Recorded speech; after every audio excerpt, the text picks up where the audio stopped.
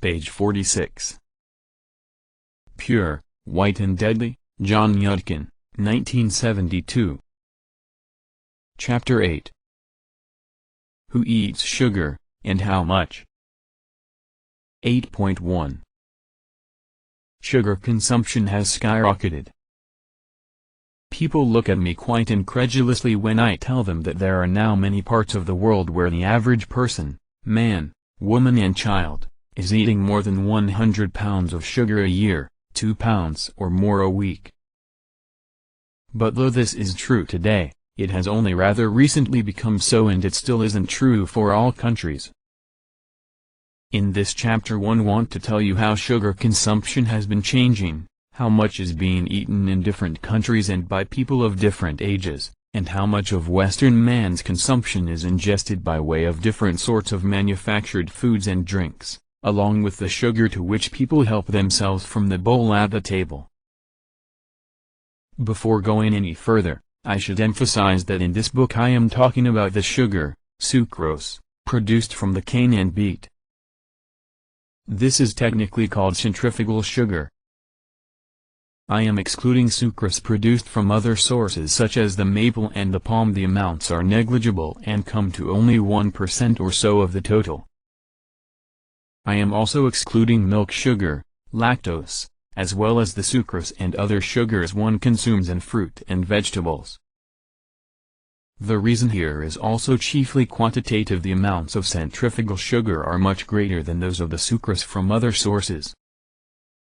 In one of our studies, we found that adults ate about half of their total carbohydrate as starch, 35% as centrifugal sucrose, 7% as lactose, and the remaining 8% or so as the mixed sugars in fruits and vegetables, mostly glucose, fructose and sucrose. In the year 1850, world production of sugar was about 1.5 million tons. 40 years later it was more than 5 million tons, and by the turn of the century it was more than 11 million tons. Except for a setback during each of the two world wars, production has continued to rise rapidly, so that it reached 35 million tons by 1950 and is now more than 100 million tons. Over the past 100 years there has been a 25-fold increase in world sugar production, allowing for the increase in world population. This represents an increase in average consumption from 7 pounds a year to 45 pounds. The most extensive statistics of sugar production and consumption were collected 25 years ago in a report produced for the Food and Agriculture Organization of the United Nations. Although this is now a little out of date, I shall quote some of its findings because they still demonstrate many interesting features that are not easy to discover from more recent statistics. During the 20 years from 1938 to 1958, there was an increase in world production of many commodities. Among food items, cocoa increased by 20%, milk by about 30%, meat and food grains up to 50%, but sugar production outstripped all of these with this enormous increase, 100% over the 20 years. Between 1900 and 1957, consumption of sugar increased from an average of 11 pounds a year to 34 pounds by now. As I said, it is about 45 pounds. But the increase has differed in different countries. It has been most rapid in the countries that until recently had a low consumption. Before the last war, Italy's yearly average was less than 20 pounds. By 1970 it was more than 60 pounds. Those countries that already had a high consumption have had a smaller increase or none at all. In the United Kingdom there was an increase from about 100 pounds to 120 pounds, while in the United States there has been no change from the previous 102 pounds or so.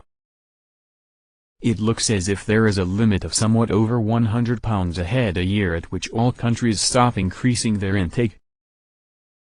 The wealthier countries gradually achieved this high level by a slow and fairly steady increase over perhaps 200 years. Some of the poorer countries are now achieving it very much more rapidly. The best statistics for any one country over a long period are those for the UK. Just over 200 years ago we used to take 4 or 5 pounds of sugar, about 2 kilograms, a year. By the middle of the 19th century, this had increased fivefold to about 25 pounds a year. We now take about 100 pounds a year. Over the whole 200 years we have increased our consumption 25-fold.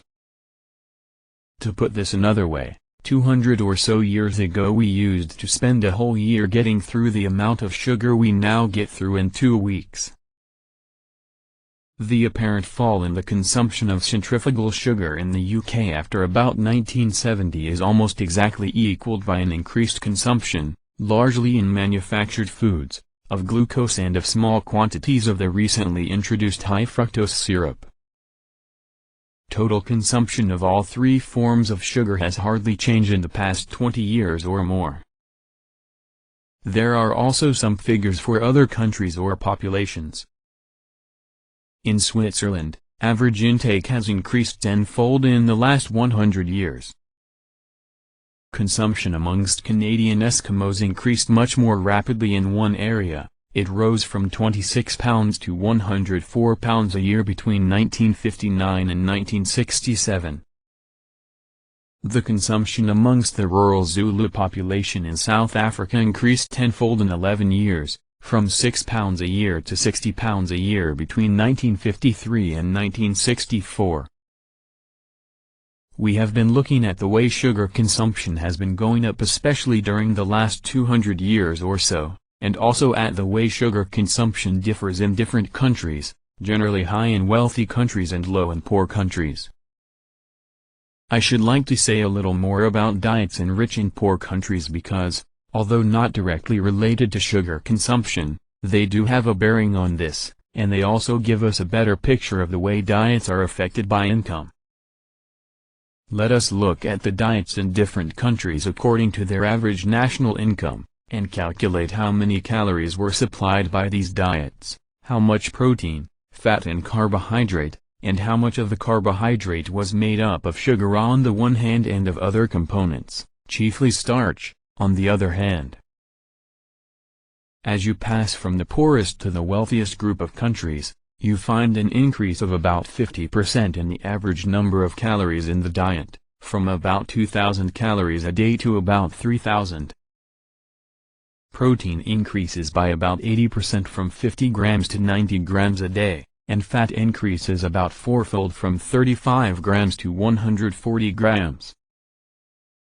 The total amount of carbohydrate is much the same irrespective of wealth, except that it is somewhat lower in both the very poorest and very wealthiest countries. In the very poorest, people just have too little of everything. In the very wealthiest countries, consumption of foods rich in protein and fat is high enough to cause a small reduction of foods rich in carbohydrate. But more interesting than the general similarity in total carbohydrate is the very considerable change in the sorts of carbohydrates as you pass from poor to rich countries. There is a great increase in the amount of sugar, and a corresponding fall in the remaining carbohydrate, mostly starch. This is similar to the situation when a particular country becomes increasingly wealthy. More sugar is eaten, and less bread, rice, corn, potatoes or other starchy food. The figures one have given so far are averages for whole populations. When I tell an audience in London that they eat 5 ounces of sugar a day, they profess astonished disbelief. Everyone insists that they eat much less than this, so I usually say that since 5 ounces is the daily average, there must be other people who are eating more.